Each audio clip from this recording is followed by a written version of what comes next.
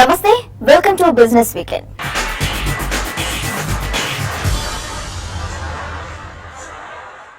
రుణ సంక్షోభంలో కొట్టుమిట్టాడుతున్న liquor king Vijay మాల్యాకు కష్టాలు పెరగనున్నాయి. ప్రపంచవ్యాప్తంగా సంచలనం సృష్టించిన పనామా పత్రాల్లో తాజాగా మాల్యా పేరు కూడా బయటపడింది.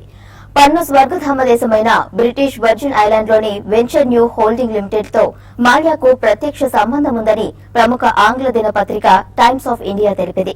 International consortium of investigation journalism website నుంచి సేకరించిన వివరాల ప్రకారం 2006న ఫిబ్రవరి 15 నుంచి కార్యకలాపాలను ఈ సంస్థ కొనసాగిస్తోంది. మాల్యా పేరు నేరుగా వెల్లడి కాకపోయినప్పటికీ ఈ కంపెనీ కార్యకలాపాలు బెంగళూరులోని 3 విఠల్ మాల్యా రోడ్ నుంచే కొనసాగుతున్నాయి. ఇది మాల్యా ఇంటి చిరునామా. విదేశీ సంస్థ పోర్టికులస్ ట్రస్ట్ నెట్ తో వెంచర్ న్యూ హోల్డింగ్ కు నేరుగా సంబంధం ఉంది. ఆయన విదేశీ అకౌంట్లన్నిటికీ ఇదే entry company. Share corp limited nominee share హోల్డర్ల వివరాలు బయటపడడంతో మాల్యా విదేశీ ఆస్తుల గుట్టు రట్టయింది.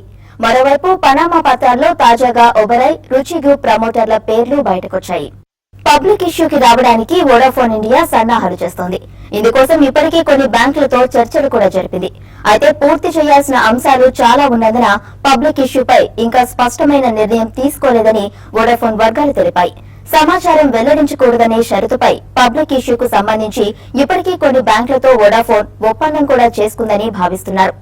రెట్రోస్పెక్టివ్ ట్యాక్స్ కు సంబంధించి ప్రస్తుతం వోడాఫోన్ కి ప్రభుత్వానికి మధ్య కేసు నడుస్తోంది. ఈ ట్యాక్స్ కింద 14,200 కోట్ల రూపాయలు చెల్లించాలని ఐటీ శాఖ నోటీసులు జారీ చేసింది. ఈ వివాదం ఉన్నప్పటికీ పబ్లిక్ ఇష్యూపై ముందుకెళ్లాలని వోడాఫోన్ భావిస్తున్నట్టు సమాచారం. బంగారు ఆభరణాలపై 1% ఎక్సైజ్ సుంకం విధించడాన్ని నిరసిస్తూ బిలియన్ వ్యాపారులు సమ్మెకు దిగడంతో దేశంలో పసిడి విక్రయాలు భారీగా పడిపోయాయి. కొందామన్న గ్రాము బంగారం కూడా దొరకపోవడంతో సామాన్య ప్రజలు ఆందోళన వ్యక్తం చేస్తున్నారు. బులియన్ వ్యాపారుల దేశవ్యాప్త సమ్మె కొనసాగుతోంది. ఎక్సైజ్ డ్యూటీకి వ్యతిరేకంగా గత నెల 2వ తేదీ నుంచి వ్యాపారులు జరుపుతున్న సమ్మె 39వ రోజుకు చేరింది. అయినా కేంద్ర ప్రభుత్వం దిగిరాలేదు. డ్యూటీ తొలగించే వరకు సమ్మె ఆగదని వ్యాపారులు స్పష్టం చేయడంతో పెళ్లిళ్ల కోసం కూడా సామాన్య ప్రజలు చిన్నమెత్తు బంగారం కూడా కొనలేకపోతున్నారు. ఎవరైనా షాపులకు వెళ్లినా దిక్కుతోచక తిరిగి వచ్చేస్తున్నారు. ఒకటి అలా షోరూంలను తెరిచినా మిగిలిన వ్యాపారులు వారిపై ఆగ్రహం వ్యక్తం చేస్తున్నారు. తెరిచిన షాపుల వద్దకు వచ్చి బంద్ చేయాలని ఒత్తిడి చేస్తున్నారు. అప్పటికే షాపులోకి వచ్చిన కొనుగోలుదారులను బలవంతంగా బయటికి పంపిస్తున్నారు. ప్రస్తుతం హైదరాబాద్ నగరంతో పాటు వరంగల్, కరీంనగర్, నిజామాబాద్ వంటి అన్ని ప్రధాన నగరాల్లో ఇదే పరిస్థితి కొనసాగుతోంది. ఈ సమ్మెతో తెలంగాణలో బులియన్ వర్తకుల వ్యాపారం గత 5 వారాల్లో దాదాపు 2,000 కోట్ల రూపాయలకు పైగా తగ్గింది. తెలంగాణలో మొత్తం మీద రోజు 100 కోట్ల నుంచి 120 కోట్ల రూపాయల టర్నోవర్ జరుగుతుంది. అందులో ఒక్క హైదరాబాద్ నగరంలోని రోజుకు 50 కోట్ల నుంచి 70 కోట్ల రూపాయలకు పైగా వ్యాపారం జరుగుతుంది. ఈ సమ్మె వల్ల నగల వ్యాపారులతో పాటు దీనిపై ఆధారపడిన స్వర్ణకారులు, షాపుల్లో పనిచేసే సిబ్బంది కూడా ఇబ్బంది పడుతున్నారు.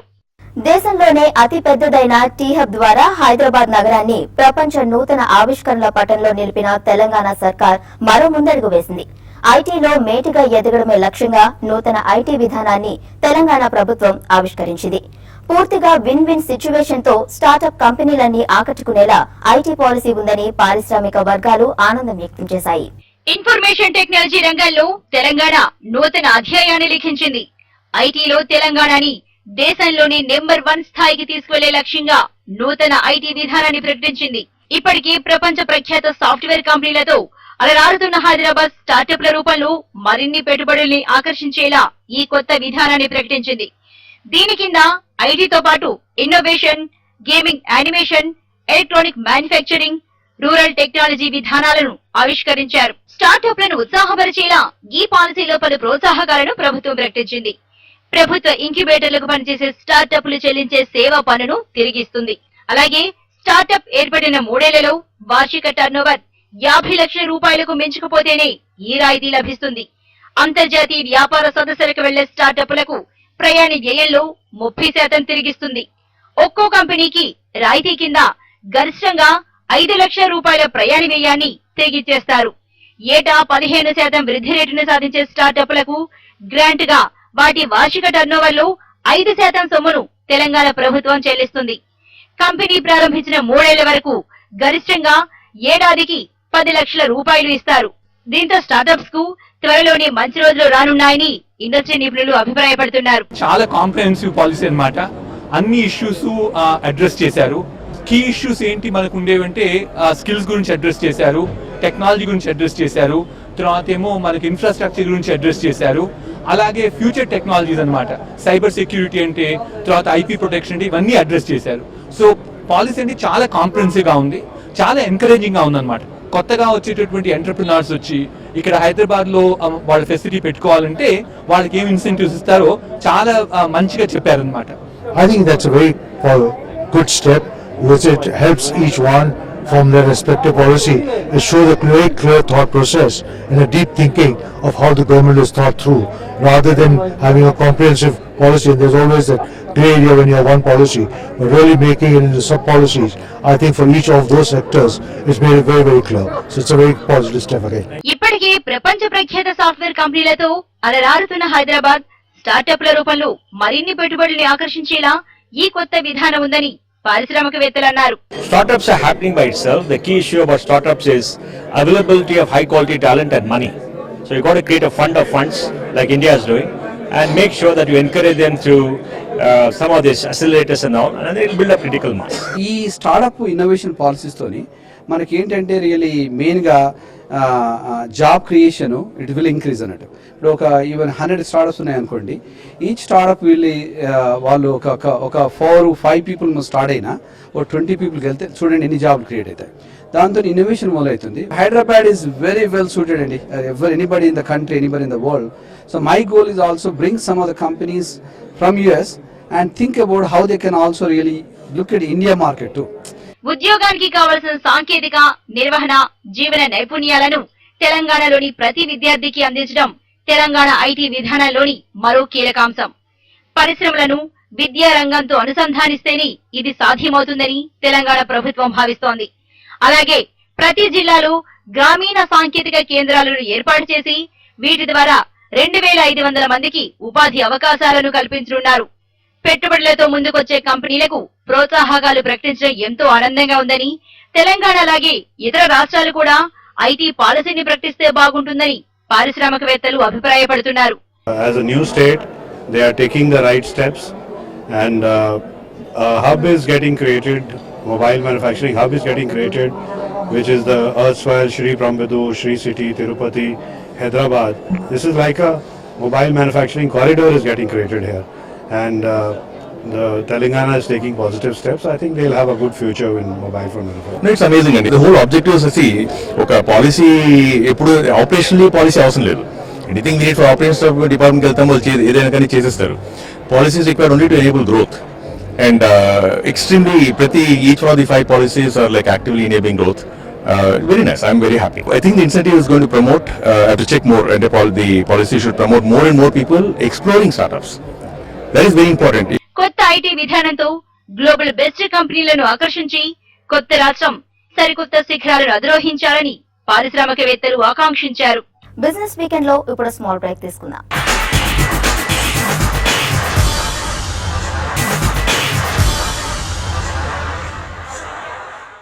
Welcome back to business weekend.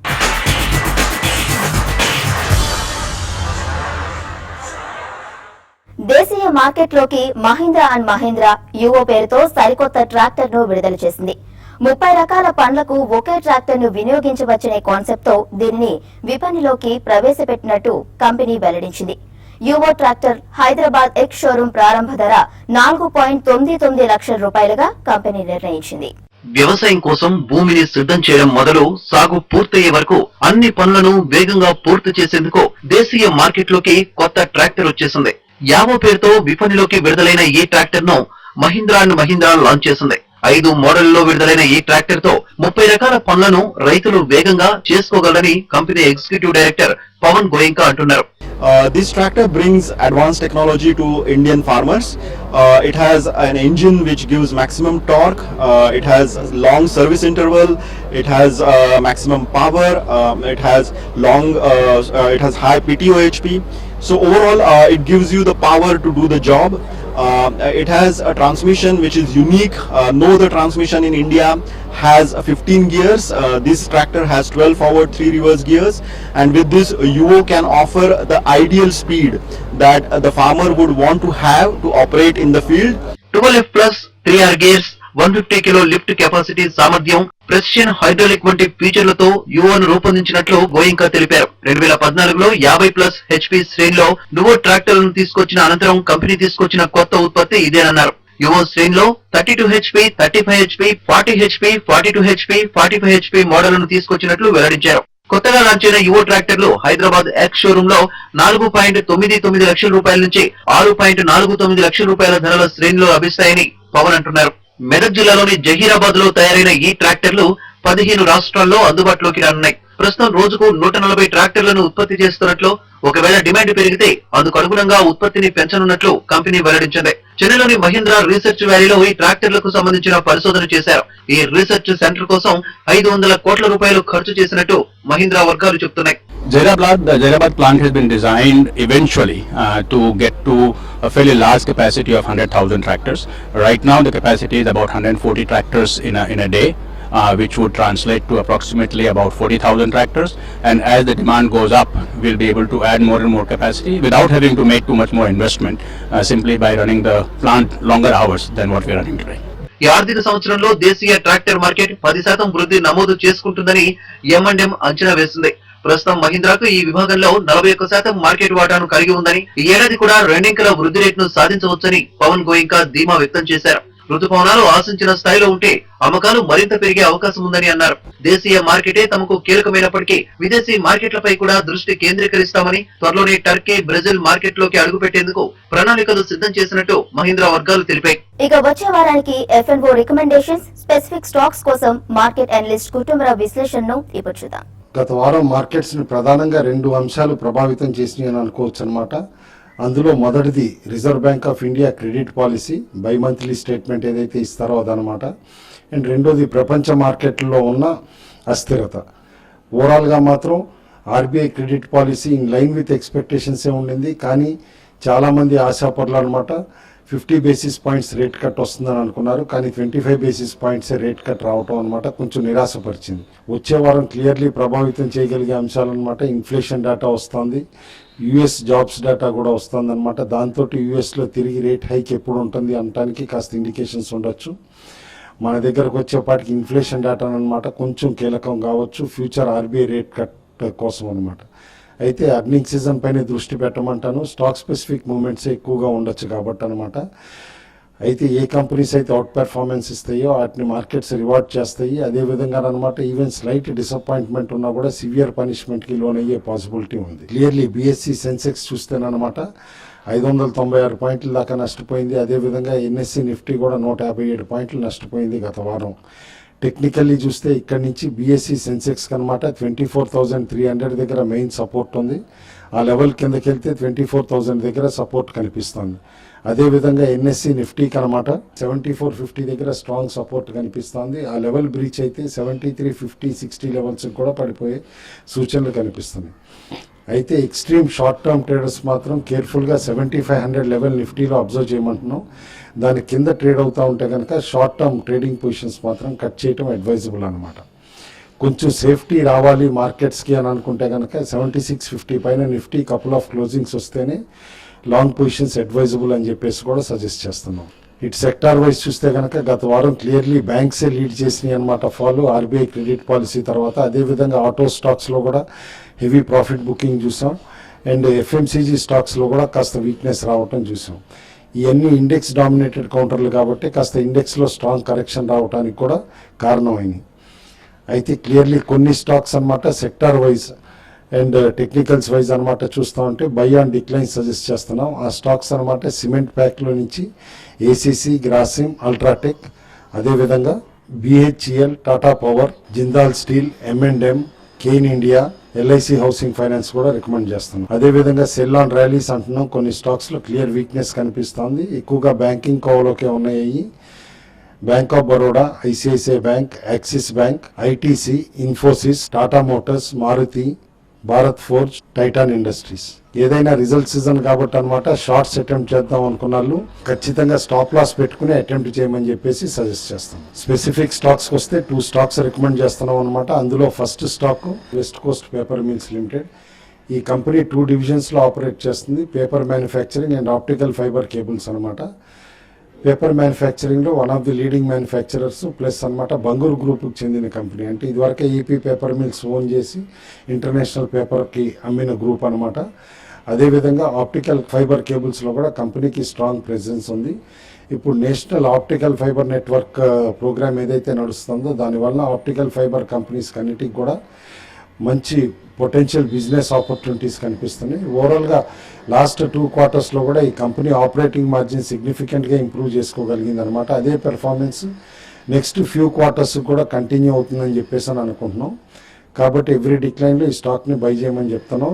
Easily 75 to 100% returns next 1 ఇయర్లో ఇస్తుందని చెప్పేసి రికమెండ్ చేస్తున్నాం. సెకండ్ స్టాక్ అనమాట రామ్కో గ్రూప్కి చెందిన కంపెనీ రామ్కో ఇండస్ట్రీస్ లిమిటెడ్ అనమాట.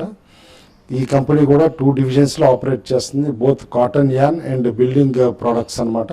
బిల్డింగ్ ప్రోడక్ట్స్ అంటే ఎక్కువగానమాట fibre roofing sheets plus calcium silicate boards అనమాట తయారు చేస్తుంది కంపెనీ. స్ట్రాంగ్ పెడిగ్రీ ఉన్న గ్రూప్ అనమాట. ప్లస్ ఈ కంపెనీకి ఓవర్సీస్ ఆపరేషన్స్ కూడా ఉన్నాయి. శ్రీలంకలో కూడా రూఫింగ్ షీట్స్ తయారు చేసే కంపెనీ ఉంది. అండ్ పెర్ఫార్మెన్స్ కూడా గత 2 క్వార్టర్స్ నుంచి కూడా కంపెనీ బాగా పెర్ఫార్మ్ చేస్తుంది స్టడీగా.